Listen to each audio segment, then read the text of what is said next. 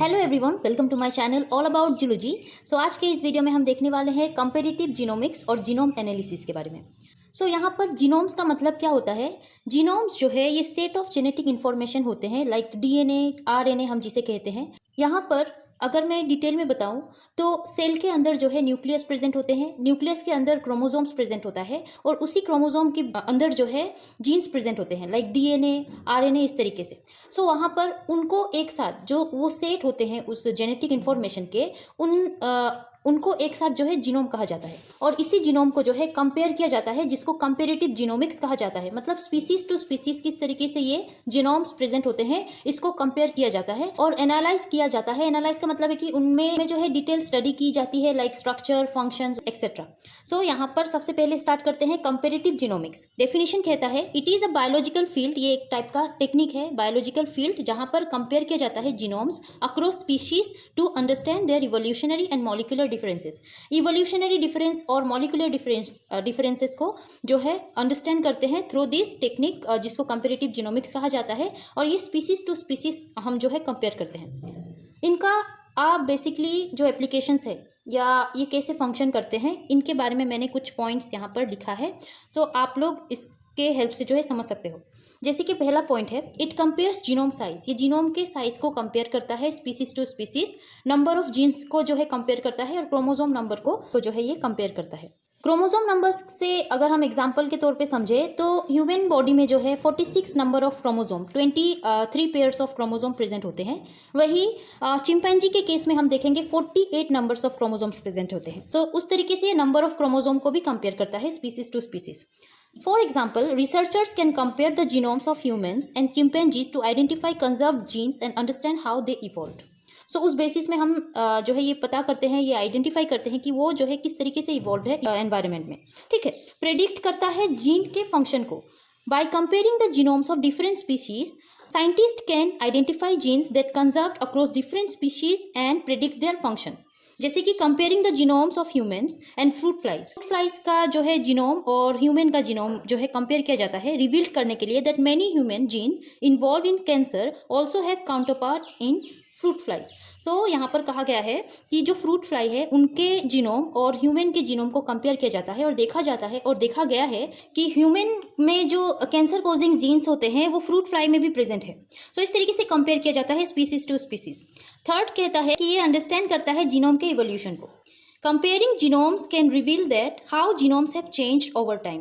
किस तरीके से जीनोम्स में चेंजिंग जो है दिखाई देती है, लाइक अगर गेन ऑफ जीन्स हो जाए उस क्रोमोसोम में, मतलब डुप्लीकेशन हो जाए या इंसर्शन हो जाए, वहाँ पर क्रोमोसोम नंबर बढ़ जाए या लॉस हो जाए, कम हो जाए या रीअरेंजमेंट हो जाए उनके स्ट्रक्चर में। उस तरीके का जो है यहाँ पर एनालाइज किया जाता है। अब यहाँ पर एग्जाम्पल देखते हैं, like comparing the genomes of Mycobacterium leprae. जो माइकोबैक्टीरियम लेप्री बैक्टीरिया है और माइकोबैक्टीरियम ट्यूबरकुलोसिस बैक्टीरिया है, उनके बीच में कंपेयर किया गया है जीनोम को और देखा गया है कि जो माइक्रोबैक्टीरियम लेप्री है उनमें जो है लॉस्ट हुआ है large number of genes compare to mycobacterium tuberculosis.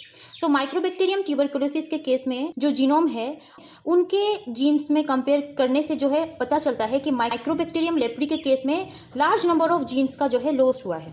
अब यहाँ पर और भी अगर पॉइंट्स अगर हम देखें, मैंने आपको समझाने के लिए विद एग्जांपल यहाँ पर लिखा है। कुछ पॉइंट्स और भी होते हैं, लाइक स्टडी किया जाता है इवोल्यूशन को, जैसे कि हम लोगों ने देखा है, स्ट्रक्चर को, फंक्शन को, जो जीन किस तरीके से फंक्शन प्ले करते हैं, या प्रोटीन्स, कौन सा एमिनो एसिड जो है रिस्पॉन्सिबल होता है प्रोटीन को फॉर्म करने में, या नॉन कोडिंग रीजन्स। हम जानते हैं जो है एमआरएनए में जो है नॉन कोडिंग रीजन्स प्रेजेंट होते हैं, वो आगे जाके जो है प्रोटीन को फॉर्म नहीं करते, वो नॉन कोडिंग रीजन होते हैं जो प्रोटीन को फॉर्म नहीं करवाते हैं, उनको भी यहाँ पर कंपेयर किया जाता है, स्टडी किया जाता है।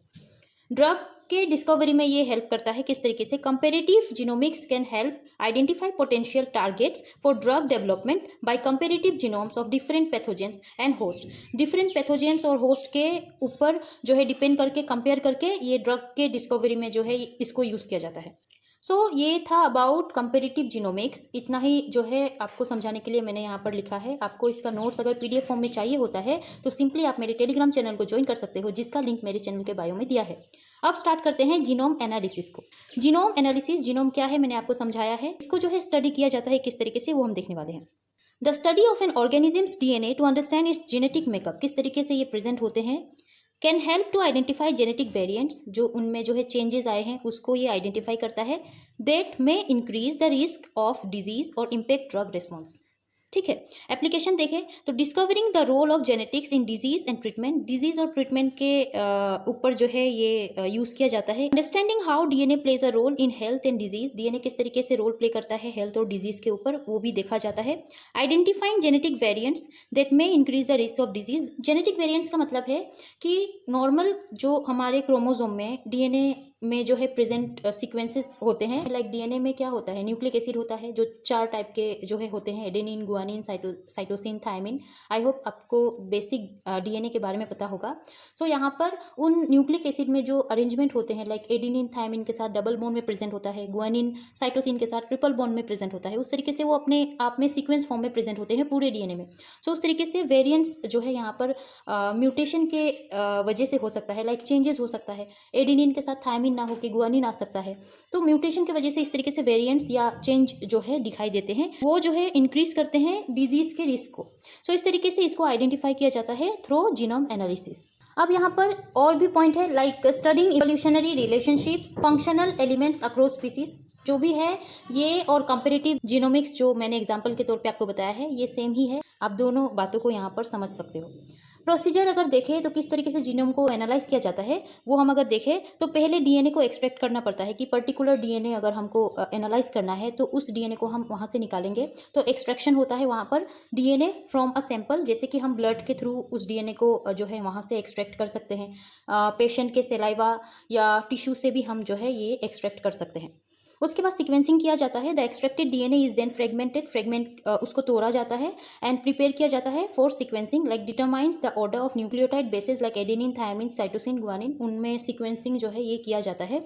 असेंबली किया जाता है, एक साथ जो है यहाँ पर अलाइन किया जाता है फ्रेगमेंट को। The fragmented DNA sequence are then align and assemble to reconstruct the original genome, जो ओरिजिनल जीनोम है उससे रिकंस्ट्रक्ट किया जाता है, देखा जाता है कि उस डीएनए के फ्रेगमेंट में और जो ओरिजिनल जीनोम का फ्रेगमेंट है उसमें जो है कंपेयर किया जाता है और फाइनली एनालाइज किया जाता है। Assemble genome data is analyse to identify variation, कि वहाँ पर कोई वेरिएशन हुआ है या चेंजेस जो है वहाँ पर हुआ है उस सीक्वेंस में, वो देखा जाता है। कंपेयर किया जाता है रेफरेंस जीनोम से, जो उनके पास रेफरेंस जीनोम होगा उससे कंपेयर किया जाता है और एक्सप्लोर किया जाता है उसके फंक्शन को और इफेक्ट्स को। सो इस तरीके से ये जो है फंक्शन करता है। अब हम अगर टाइप देखें जीनोम एनालिसिस का, तो ये होल जीनोम सीक्वेंसिंग भी करवाता है, मतलब पूरा एंटायर जीनोम का सीक्वेंसिंग ये करवाएगा। नहीं तो एक्सोन सीक्वेंसिंग या एक्सोम सीक्वेंसिंग ये होता है, मतलब क्या है कि जो प्रोटीन कोडिंग रीजन्स होते हैं उस जीनोम में उसको सीक्वेंस किया जाता है। और टारगेटेड सीक्वेंसिंग भी होता है, मतलब क्या है कि जो टारगेट या स्पेसिफिक रीजन को हम सीक्वेंस करना चाहते हैं with the help of genome analysis, so उसको ये करवाता है। सो इस तरीके से 3 टाइप के जो है जीनोम एनालिसिस करवाया जाता है। So I hope about comparative genomes and genomic analysis के बारे में आपको अच्छे से समझ आ गया होगा। आई होप ये वीडियो आपके लिए यूजफुल रहा होगा। अगर अच्छा लगा हो और समझ आया हो तो इस वीडियो को लाइक कीजिएगा, मेरे चैनल को सब्सक्राइब करना प्लीज़ मत भूलिएगा। टिल देन पढ़ते रहिए, take care and bye bye.